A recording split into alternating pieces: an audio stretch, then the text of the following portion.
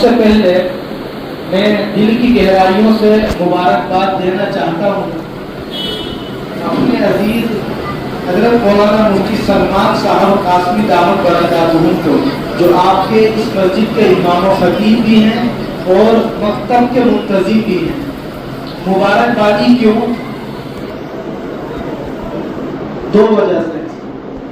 پہلی وجہ تو یہ کہ ان حضرت نے، مفتی صاحب نے، اپنی جو ذمہ داری ہے جو آپ حضرات نے ان سے متعلق کی ہے، اماموں اور خطابت کی، تو امامت و خطابت کے ساتھ ماشاءاللہ یہ اپنی اس ذمہ داری کو تو پورا کرتے ہی کرتے ہیں، انہوں نے یہ فکر اوڑھی کہ میں اپنے مکتب کے اندر بچوں پر محنت کروں۔ یہ دوسری وجہ۔ ورنہ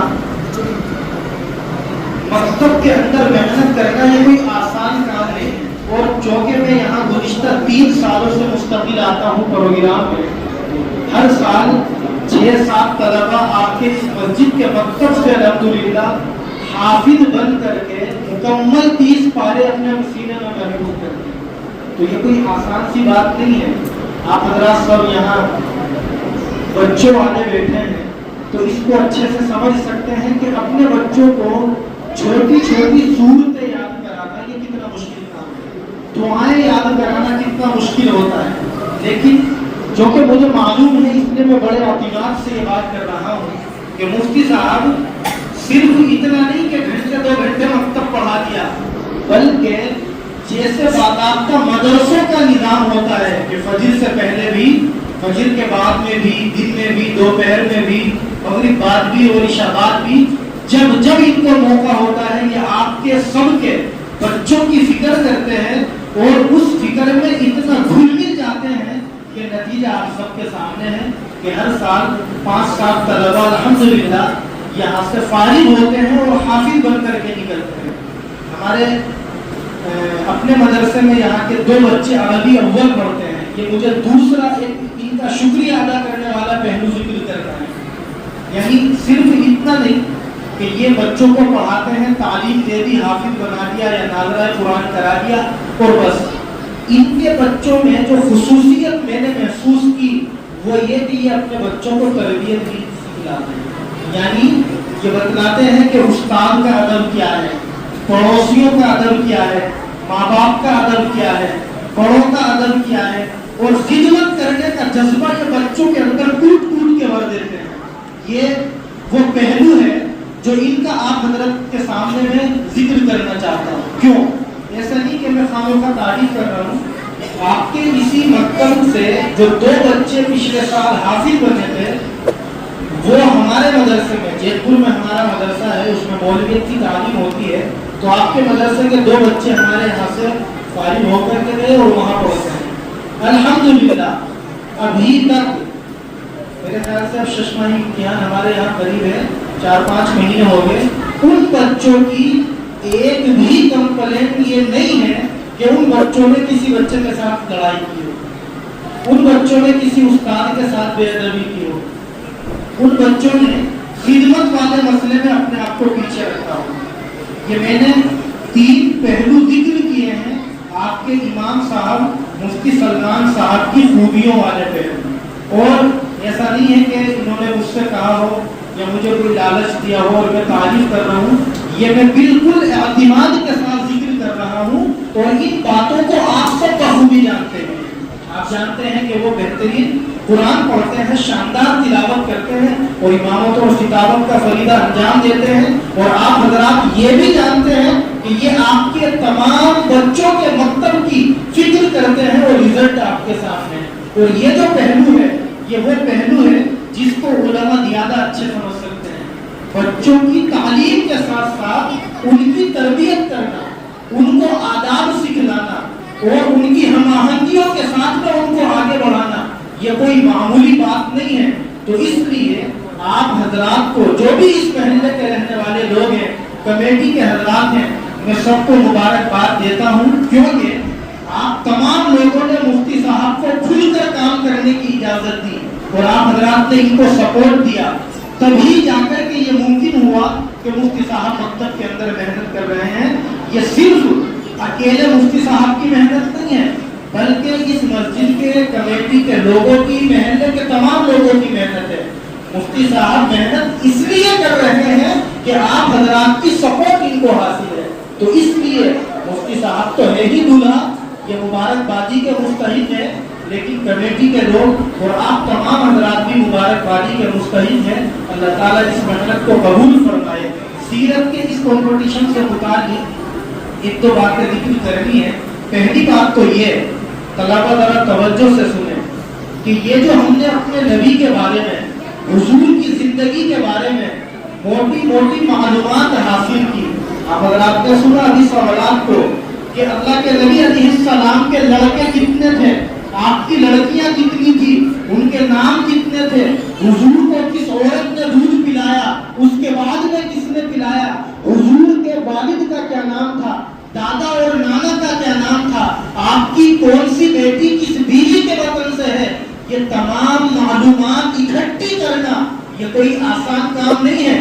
میں پھر دوبارہ اسی پہلو پر اس کو جوڑ دیتا ہوں کہ آپ کے سب کے گھروں میں بچے ہیں, ان بچوں کو آپ ذرا چھوٹی چھوٹی چیزیں یاد کرانے کی کوشش کرنا, پھر آپ کو اندازہ ہوگا کہ اپنے بچے کو یا اپنی بچی کو ایک چھوٹی سی دعا یاد کرانے میں کتنا وقت لگتا ہے. یہ جو آپ نے ابھی سنا کہ 50 سے زیادہ سوالات آپ نے مفتی صاحب نے ماشاءاللہ بچوں کو یاد کرائے, تو یہ ایسا نہیں ہے کہ انہوں نے پانی پر دم کیا ہو اور بچوں کو پلا دیا ہو وہ یاد ہو گئے ہو یا پھونک مار دی ہو, بلکہ مسلسل کئی ہفتوں سے انہوں نے محنت کی ہوگی, تب جا کر کے یہ ممکن ہوا. اور پھر ایک تو یاد کرا دینا, بچوں کو یہ کانفیڈنس دلانا کہ وہ مائک اپنے ہاتھ میں لے اور ان علماء کے سامنے اور تمام لوگوں کے سامنے کھڑے ہو کر ایک سوال کا جواب بھی دے دے. یہ دوسری محنت ہے جو انہوں نے کی. اللہ کے نبی علیہ السلام کی سیرت کا جاننا, حضور کی زندگی کے بارے میں معلومات حاصل کرنا, میں تو کہوں گا کہ یہ فرض سے کم درجے کی چیز نہیں ہے. کیوں؟ اس لیے کہ امام بخاری رحمۃ اللہ علیہ نے بخاری شریف میں ایک عنوان قائم کیا ہے, ترجمۃ الباب العلم قبل القول والعمل, جس کا خلاصہ یہ ہے کہ بات کو کہنے سے پہلے اور بات پر عمل کرنے سے پہلے بات کا جاننا ضروری ہے. سمجھے آپ لوگ؟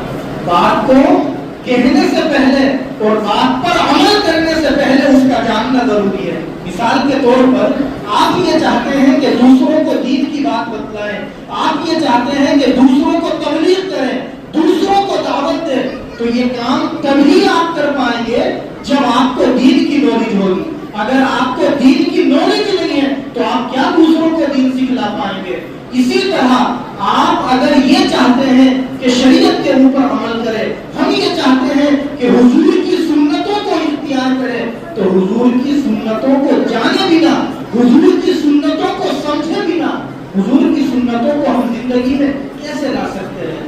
جب ہمیں چیزیں معلوم ہوگی تبھی ہم ان چیزوں کے اوپر عمل بھی کریں گے اور وہ چیزیں ہم دوسروں کو بتلائیں گے. تو اس لیے ہم میں سے جن لوگوں نے حضور کی زندگی کے بارے میں جتنی بھی چیزیں حاصل کی ہیں اس پر ہم اللہ تعالیٰ کا شکریہ ادا کریں اور اس موضوع پر اور زیادہ ہم محنت کرنے کی کوشش کریں.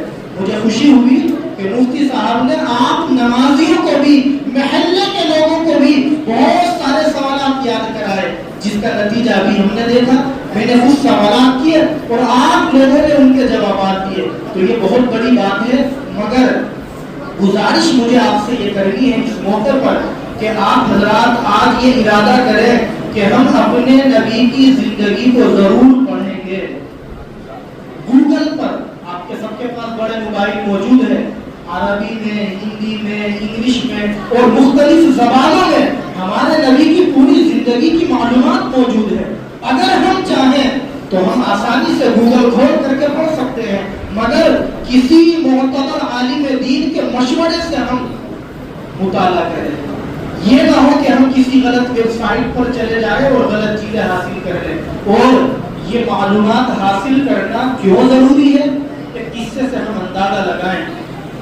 ہماری ستم ظریفی یہ ہے امت مسلمہ کی کہ ہمارے پاس دیگر چیزوں کے لیے تو بہت وقت ہے, لیکن دین سیکھنے کے لیے اور حضور کی زندگی کی معلومات حاصل کرنے کرنے کے لیے ہمارے پاس وقت نہیں ہے. یہ قصہ آپ حضرات کو معلوم ہوگا جس سے میں اس موضوع کو اور واضح کر سکتا ہوں. یہ جو ہے ABC کون بنے گا کروڑپتی، آپ سب جانتے ہیں، بچہ جانتا ہے، اس کو دیکھتے بھی ہیں بہت سے لوگ. ایک مسلمان کا بچہ، چند سالوں پہلے کی بات ہے اور بڑی وائرل ہوئی تھی یہ ویڈیو. ایک مسلمان کا بچہ KBC میں فائنل راؤنڈ تک پہنچتا ہے. آپ جانتے ہیں کہ فائنل راؤنڈ تک پہنچنے کے لیے بڑے پاپڑ پھیرنے پڑتے ہیں، بڑی محنتیں کرنی پڑتی ہے.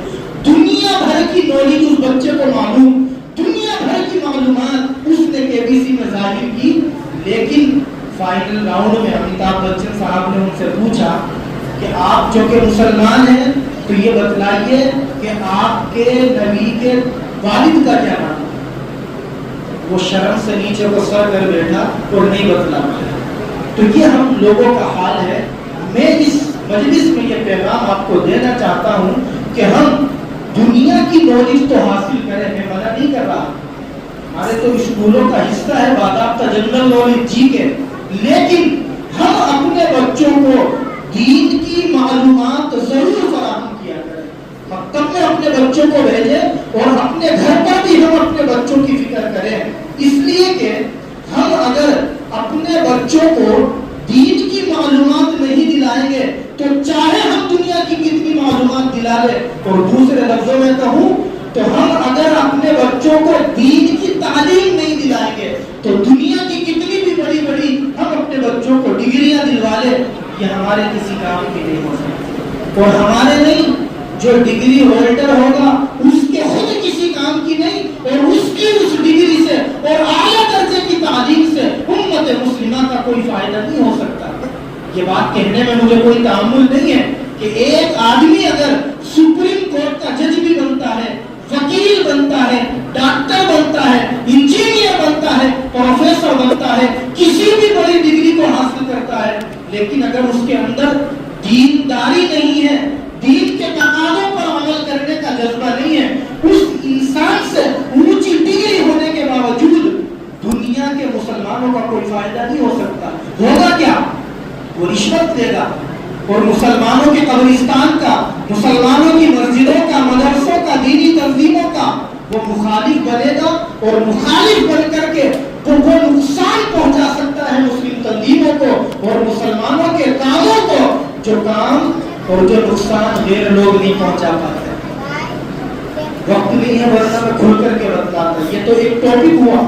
دوسرے یہ کہ ہم اگر اپنے بچوں کو اونچی تعلیم اور اونچی ڈگریاں دلوا دیں اور اپنے بچوں کو دیندار نہ بنائیں تو اس کا نقصان میرے بزرگوں ہم سب آنکھوں سے دیکھتے ہیں، آئے دن دیکھتے ہیں. کیا قبرستان میں ہم پہنچتے ہیں، جنازہ ہمارے والد کا، والدہ کا، کسی عزیز کا تیار ہوتا ہے، ہمارا وہ بچہ جو بہت محنت سے بہت آگے بڑھا، اونچی اس میں ڈگریاں لی، لیکن پتہ چلا کہ نماز جنازہ بھی نہیں پڑھ رہی. اور یہ کوئی الزام نہیں ہے آپ لوگوں کے اوپر، یہ مسلمانوں کے اوپر کوئی ہم اعتراض نہیں کرتے، نہ انہیں بدنام کرنے کی باتیں کر رہے ہیں. ہم خود امام ہیں 7-8 سال سے ایک مسجد میں، آئے دن ہم یہ دیکھتے ہیں کہ جنازہ تیار ہے. ایک صاحب پڑوس میں آتے ہیں، پتہ چلا کہ انجینئر ہیں اور بہت اونچی مہنگی کمپنی کے اندر مہنگی ڈگریاں لے کر کے گئے ہیں اور بہت مہنگی ماشاءاللہ وہ جاب کرتے ہیں،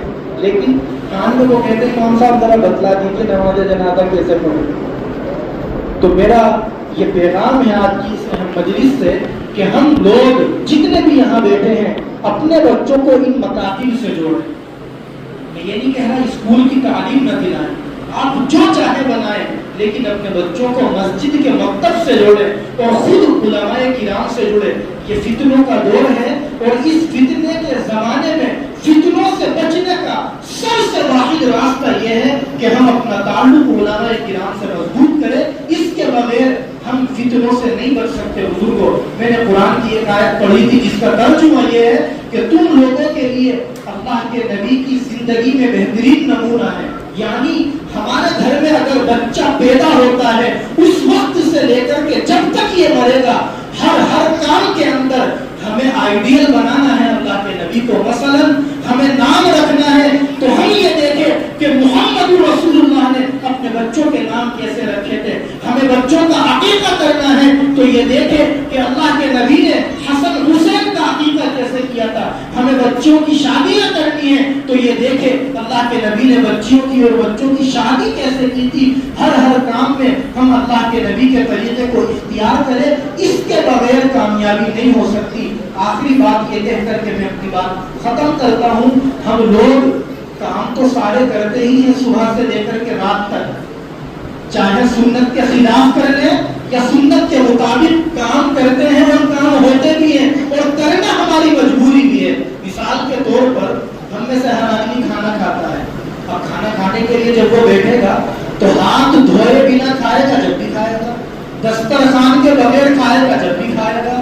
لیکن اگر وہ دسترخوان بچھا کر کے کھائے اور ہاتھ دھو کر کے کھائے اور یہ سن کر کے اور یہ سمجھ کر کے اس کام کو کرے کہ ہاتھوں کا دھونا میرے نبی کی سنت ہے, دسترخوان بچھانا میرے نبی کا طریقہ ہے, تو کھانا بھی کھایا جائے گا اور سنت کو زندہ کرنے کی وجہ سے آپ یقین کریں 100 شہیدوں کے برابر ہمیں ثواب ملے گا. اور ان سب سے بڑا فائدہ یہ ہوگا, اگرچہ وہ ضعیف روایت ہے, آپ نے فرمایا من احیا سنتی فقد احبنی, جو میری سنت کے اوپر عمل کرے گا گویا اس نے مجھ سے محبت کری, اور جو مجھ سے محبت کرے گا کان معی فی الجنہ, وہ جنت میں میرے ساتھ میں رہے گا.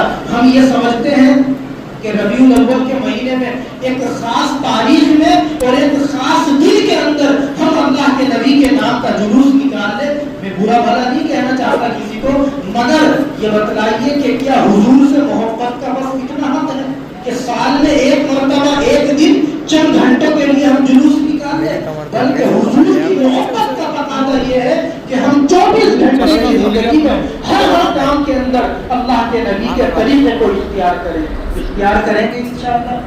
میں بھی نیت کروں, آپ بھی ارادہ کریں اور دعا بھی کریں کہ اللہ تعالیٰ پوری زندگی ہم سب کو اپنے نبی کے طریقے کے مطابق گزارنے کی توفیق نصیب فرمائے. آمین. وآخر دعوانا الحمدللہ رب العالمین.